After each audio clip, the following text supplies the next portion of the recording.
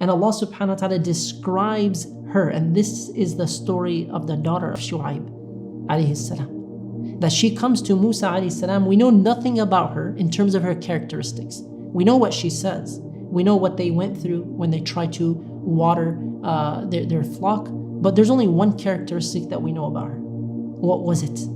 Tamshi ala istihya. She came walking to Musa alayhi salam with modesty. Haya. Now haya is a lot more than just modesty.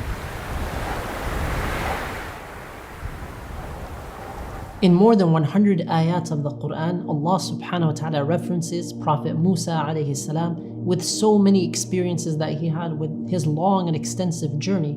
And throughout that journey, there were a few individuals who are unnamed.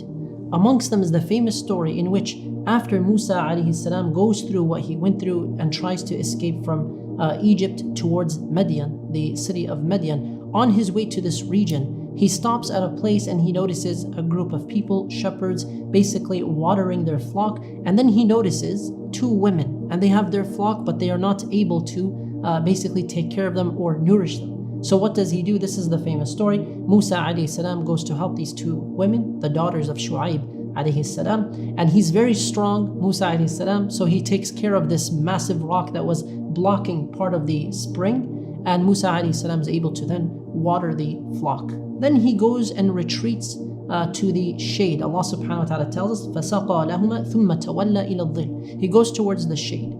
Imagine sitting under the shade, and he makes this dua that is so famous that so many people today know. What did he say? فَقَالَ رَبِّ إِنِّي لِمَا أَنزَلْتَ إِلَيَّ مِنْ خَيْرٍ فَقِيرٍ. So he said, my Lord, I am in need of whatever good you are going to bestow upon me. Musa alayhi salam made this dua. Now this dua today, some people refer to as the dua of marriage, right? They'll make this dua to get married. Some people realize that this dua is for a job. Of course, the dua is for everything. Musa alayhi salam took care of this situation while he himself was in difficulty. When he left Egypt, it was said that he traveled during the nights. One of the scholars said, is reported by Ibn Kathir, that he traveled only at night so that he would not be seen. And he traveled for 8 days and he had nothing with him. And he was so hungry, he was starving, and his stomach was into his body, meaning he was really, really hungry. He would literally eat some of the leaves that he would find. Musa alayhi salam should be exhausted looking after himself, but he sees these two women and he decides to help for the sake of Allah subhanahu wa ta'ala. And then he makes this dua. فَقَالَ رَبِّ إِنِّي لِمَا أَنزَلْتَ إِلَيَّ مِنْ خَيْرٍ فَقِيرٍ. What happens? He makes this dua, and eventually one of the two sisters comes to him. And Allah subhanahu wa ta'ala describes her, and this is the story of the daughter of Shu'aib alayhi salam. That she comes to Musa alayhi salam. We know nothing about her in terms of her characteristics. We know what she says. We know what they went through when they tried to water their flock. But there's only one characteristic that we know about her. What was it? Tamshi ala istihya. She came walking to Musa alayhi salam with modesty. Haya. Now haya is a lot more than just modesty.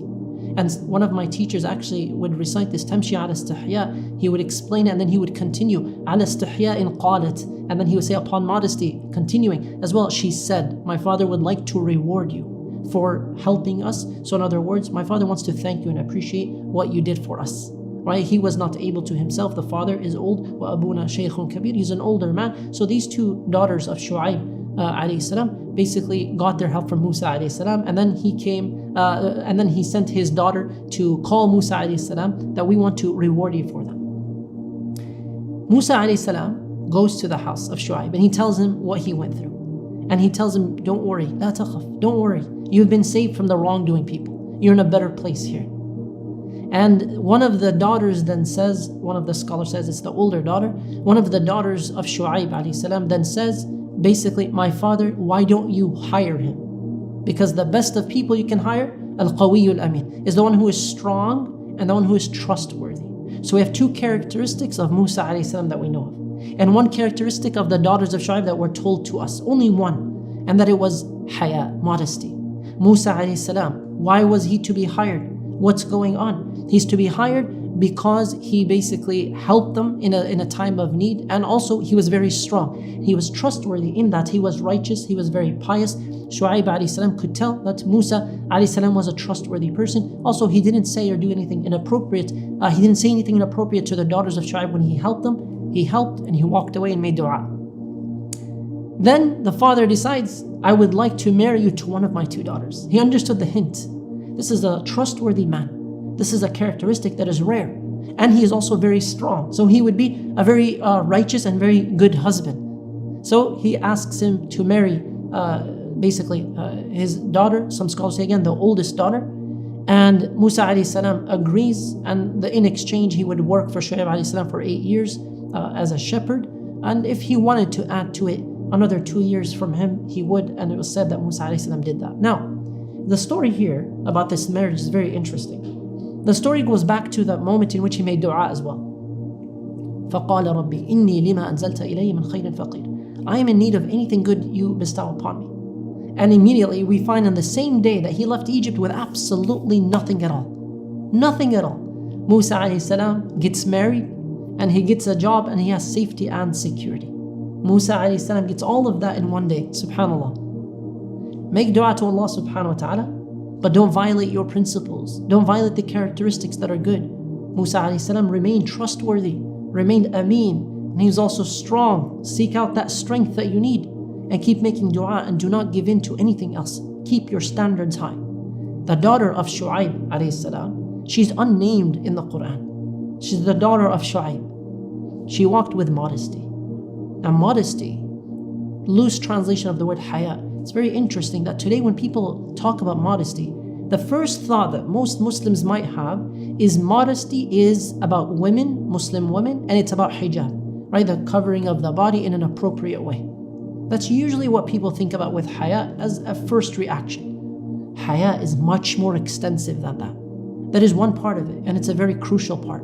But it's much more than just your appearance. The Prophet ﷺ said, be modest before Allah, istahyu min Allah haqq al-haya, with their right that is required. What is that referring to? The Sahaba asked, Ya Rasulullah, we are people of modesty. The Prophet ﷺ clarified, and I'm paraphrasing the hadith, for you to have modesty before Allah is for you to be conscious and cautious of what you allow your mind to consume, what you take in, and for you to be conscious and mindful of what you enter into your stomach, what you eat. So eat light, eat pure, eat what is halal, and eat so that you are not wasting your energy. Eat what is good. And also, it is for you to be detached from ad-dunya and to reflect on death often. So you're reflecting on death, it's a part of haya, it's part of real modesty. Because then you'll prepare for it. You're preparing for your meeting with Allah. You're likely to change your behavior, your appearance, your speech. It's not just about your clothes. It's about the internal state as well. When you detach from this world and you attach your heart to the akhirah, you'll have a more complete haya. This is the haya that the Prophet ﷺ is telling us to have. Now Allah subhanahu wa ta'ala tells us about this daughter of Shu'aib. She's unnamed in the Quran. Her legacy is still being recited to this day. And you know one thing about her, that she had modesty. If Allah subhanahu wa ta'ala described her with modesty, she may have many other traits we don't know of that are good. We ask Allah subhanahu wa ta'ala to grant us modesty in a time and place in which modesty is disappearing in society, in which people are becoming very shameless in their actions, in which people are losing their morality left and right. Even Muslims are being influenced by what's happening outside of the Muslim circles. Even Muslims can be impacted and change the way that they dress, change the hijab that they have, or remove it altogether. They may change their speech. They may change their interaction with the opposite gender. Why?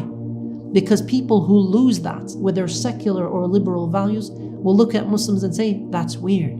You're different. Why are you doing that? Why are you restrictive? Why are you doing this and that? Why do you have boundaries?